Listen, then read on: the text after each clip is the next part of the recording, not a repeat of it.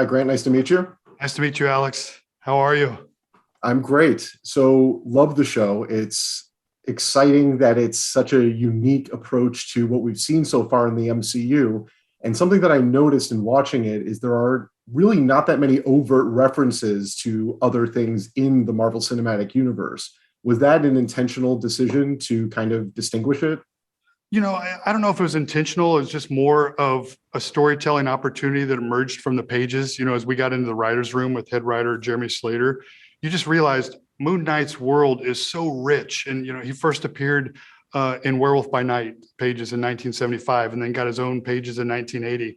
And you realize after the decades of storytelling, um, his own story was so captivating. It's like, let's focus on that. And it was never intentionally not to grab onto another storyline or to connect any dots, but it's just like when the dust settled, it's like, man, this is pretty amazing adventure that we took the audience on with just Moon Knight. Let's stick to just Moon Knight and Arthur and Layla and those characters. I think the end of that created a very unique narrative that I don't think the fans have seen before in the Marvel Cinematic Universe. And it's very cool to watch it because there's a formula in a way that a lot of Marvel films have had, and we see new shows and new films that try to deviate from that formula.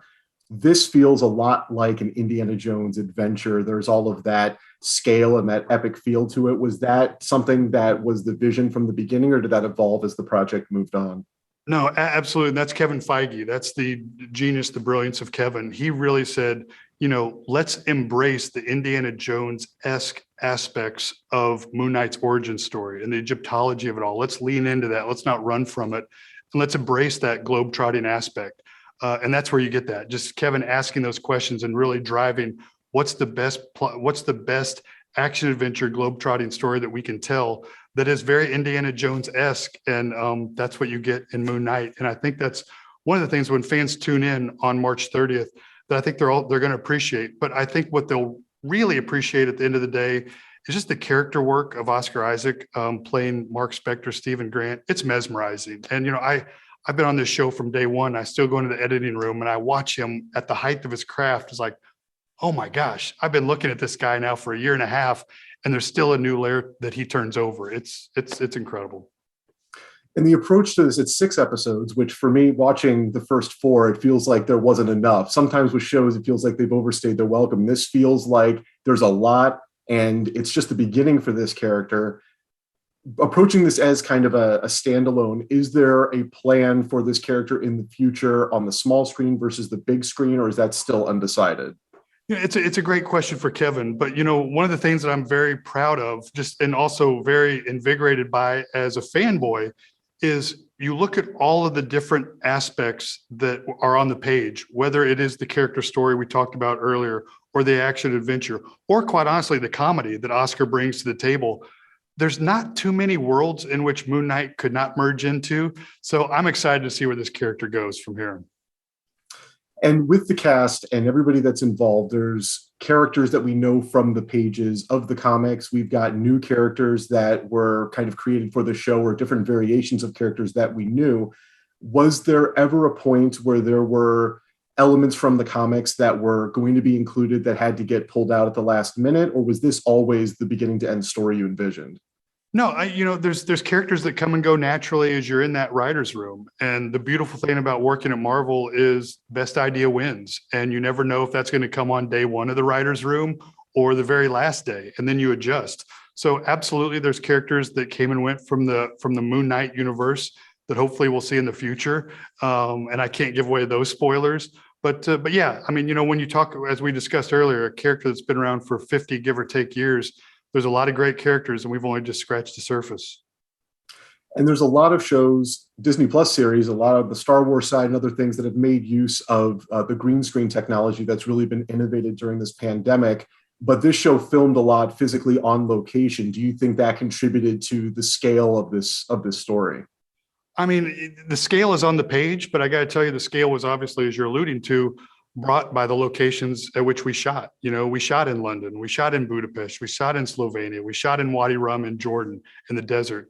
And I do think the audience feels that. I think technology brings some amazing stories to the screen that wouldn't be able to be told any other way.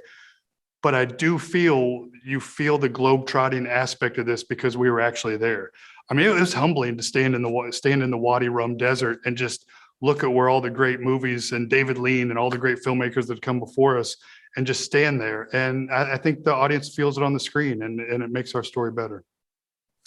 And the location shooting in the desert, and that kind of really connects a lot when I was watching it, because you feel like you're physically there and you can really enjoy the realm of it. But then there's some, without giving any spoilers away, there's some very unique creative decisions with the storytelling that happen in the midway part of this series.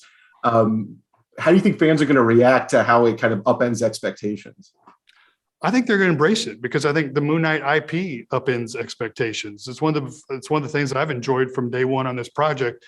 As I continue to read the new Moon Knight comics coming out to this day, I never know what to expect on the next page. And I think the same thing is embraced by our show.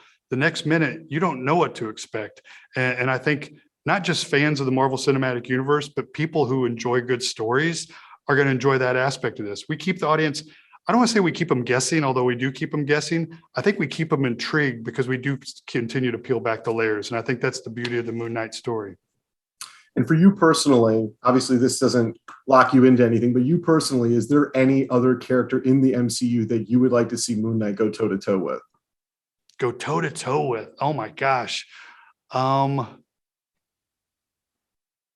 know, in the comics, Moon Knight famously tore up his Avengers card. So I want to continue to see that relationship play out. We'll see what happens. We'll see if maybe he glues the card back together. Maybe he tapes it back together.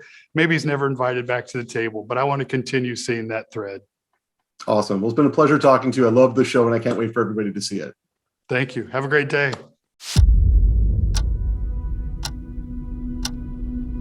Hello, and welcome to Staying Awake.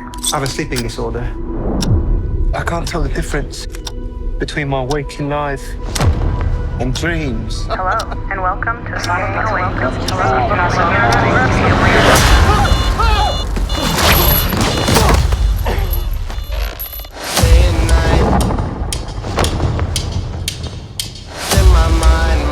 think I'm losing it. We'll catch you on. You're bloody useless, Stevie. Stephen. I can't tell the difference between life and dreams. Thank you. Lost the contact lens. Hope you find it. Thanks.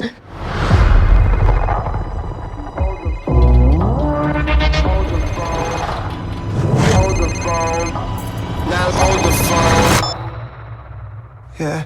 Oh my God, you're alive. What's wrong with you, Mark? Why did you call me Mark?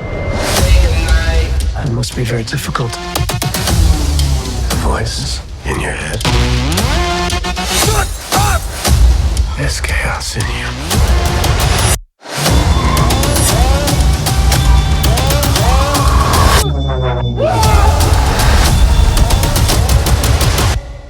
Embrace the chaos.